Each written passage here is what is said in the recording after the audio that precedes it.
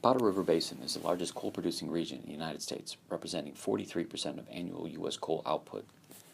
The southern PRB includes 12 active mines in the Gillette, Wyoming area. About 90% of production from the region comes from these mines.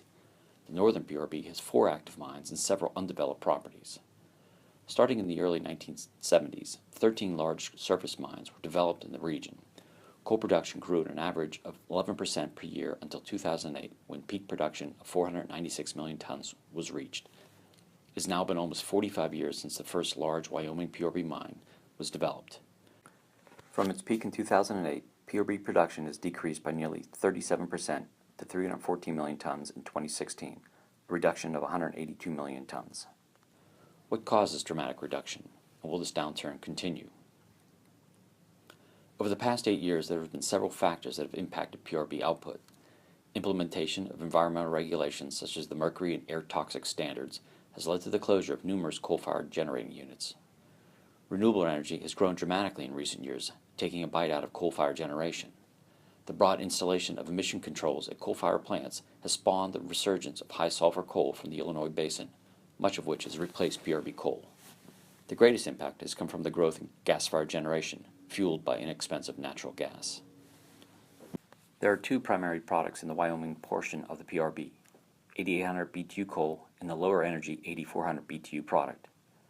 Over the past decade, the market share for 8800 mines grew from 57% to 66% at the expense of the lower BTU product.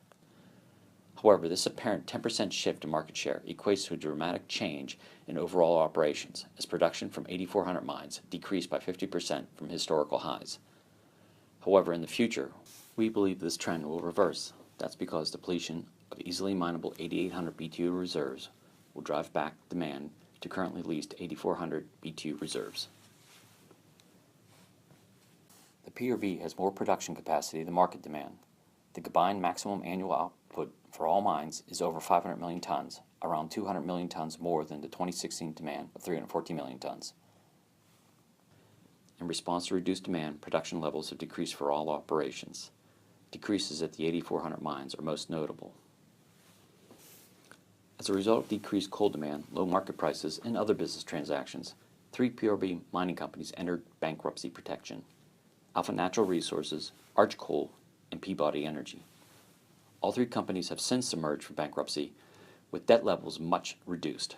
All 3 companies have management teams that are focused on mining projects that will provide higher and more timely returns. Those projects may or may not include the Powder River Basin. As the financial condition of PRB coal companies declined in 2015 and 2016, operators no longer possess the strong balance sheets needed to support self-bonding of mine closure liabilities.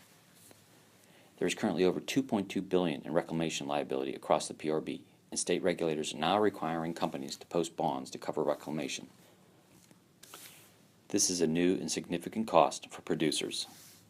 So why haven't we seen closures? The reality is simple. No operator wants to face the actual expenditures for mine closure reclamation. Boyd believes reserve depletion will trigger the next major shakeup in the PRB. There are currently 6.6 billion tons of controlled reserves. This would appear to be enough for over 20 years of coal production at current rates, but the years of remaining reserves at each mine varies considerably. We project that Arch's Black Thunder mine will be the first major PRB mine to face the reserve depletion dilemma. There is a simple answer: just lease more federal coal. Arch has already identified the North Highlight property as their next lease tract, but it's not that easy. The lease by application, or LBA process, requires a bonus bid which can be paid in 5 annual payments when the lease is awarded. These bids can be very large, even several hundreds of millions of dollars. Bid cost per ton was relatively low through the 1980s and 1990s. Since 2000, bonus bids have increased and have exceeded $1 per ton. Mining companies are hesitant to pay such high upfront bonus bid payments. Consequently, the industry has not seen a successful lease since 2012. Black Thunder's North Highlight LBA, for example, contains 468 million tons of coal.